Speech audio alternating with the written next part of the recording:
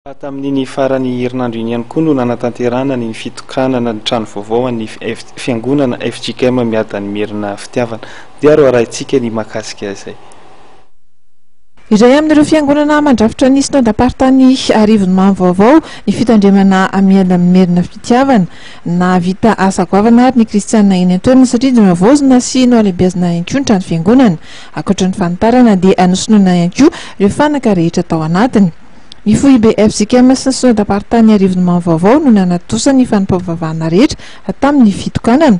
Nitarika ny fotoana ary ny président synodaly avy ao an-toerana dia ny mpitandrina Iva Mamorila izany any farimina tamin'ny fanatotsana izany ireo mpitandrina avy ao amin'ny firalain'ny mpitandrina Arivonimamy vaovao ihany. Efa nisy ny fitokanana teo aloha fa mbola tsy nitarina izy fa mbola kelikely fa izao zany izy dia nitarina lehibe koa araka ny tanimasika io tao anatin'ny sy fotoana namanan'io ary araka zao fahitantsika zao ny endriny sy ny fahatsarany satria tena zava-dehibe loatra zany atao hoe tranon'Andriamanitra ny fanindrinay satria ao anatin'ny fahadimy efa folo amby zato taona zao ny fiangonana eo anatrehan'izao asan'Andriamanitra vita izao hita ny alehibiazany hita ny hatsarany dia mba toy ihany koa zany ny fahatsarany mpanahy mbo tahaka ny tsara ny trano dia mbo tsara koa ny toepanahan'ny olona indrindra ho maharatra any an-trano ary toy an-trano koa ny herim-pon'ny fiangonana eo fitiavany asan'Andriamanitra na amin'ny lafiny ara-didy zany na amin'ny lafiny fahatongavana amin'ny fiaraha-mivavaka.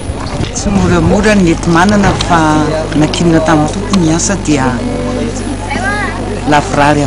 Tamin'ity andro ity ihany koa no nampahafantarina ny rehetra fa efa 20 taona izay ny fiara-miasan'ny mpitandrina sy ny fiangonana ary ny taona 2024 no andeha sotro ronono izy. Koa aorian'izao fotoam-pakanokafana izao ary dia efa samy homana sy hikarakara sahady indray izany fotoana izany ny kristianina sy ny zanakam-pelezana eo anivon'ny FJKM miada ny merina fitiavana. Sery tompoko lasy tompoko avy ny masaka azo natolotra tamin'ity ariva ity.